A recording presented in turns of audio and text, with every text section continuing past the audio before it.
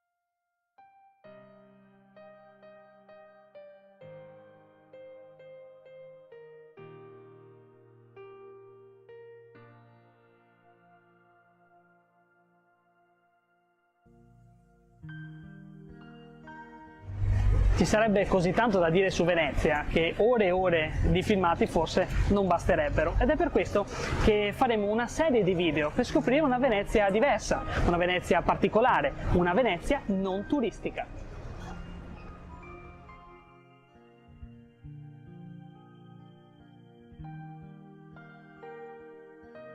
Era il 1519 e qui a Venezia nacque da una famiglia di tintori Jacopo Robusti. Forse il nome non vi dice nulla, eppure fu l'ultimo grande pittore del Rinascimento italiano, il precursore dell'arte barocca. Stiamo parlando del Furioso, il Tintoretto.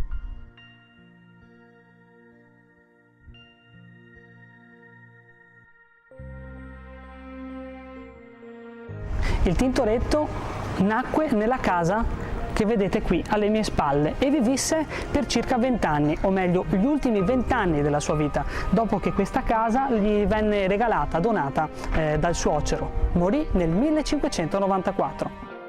Il Tintoretto, membro della Scuola Grande di San Rocco, si distinse da subito per le sue doti e per i suoi giochi di luce in quadri spettacolari.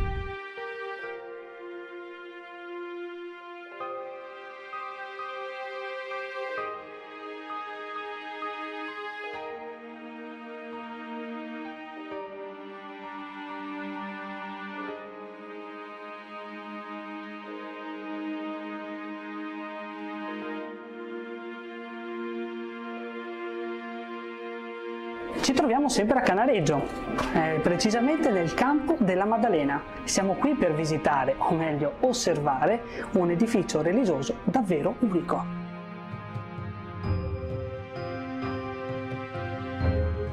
Parliamo della chiesa di Santa Maria Maddalena. È una chiesa decisamente particolare proprio anche dal nome stesso. Del resto la Maddalena non è mai stata vista come personaggio simbolo dal cattolicesimo, perché è scambiata erroneamente con una prostituta di un brano biblico che pensano essere parallelo, invece completamente differente. Comunque nel 1222, dove ci troviamo adesso, la famiglia Baffo fece costruire una chiesa. Poi solo successivamente nel 1700 venne costruita su disegno di Tommaso Temanza questa chiesa. Questa chiesa è davvero particolare perché proprio sulla parte alta della porta troviamo un simbolo templare. Sembra che la famiglia Baffo facesse proprio parte dell'ordine templare. Oltre alla lunetta sopra la porta d'ingresso con il simbolo massonico dell'occhio onniveggente, al suo interno troviamo capolavori inestimabili, ad esempio l'Ultima Cena attribuita al Tiepolo. Questa chiesa in stile neoclassico è presentata su pianta circolare. Esiste solo un'altra chiesa su pianta circolare in tutta Venezia ed è la chiesa di San Simeon Piccolo, disegnata proprio dallo zio e maestro di Temanza. La cripta sotto la chiesa di San Simeon Piccolo lascia davvero a bocca aperta, ma questo lo vedremo la prossima volta. Non dimenticate di vedere alla fine di questo video la foto della settimana, inviataci da Chiara di Marcon. Grazie per averci seguito, a presto!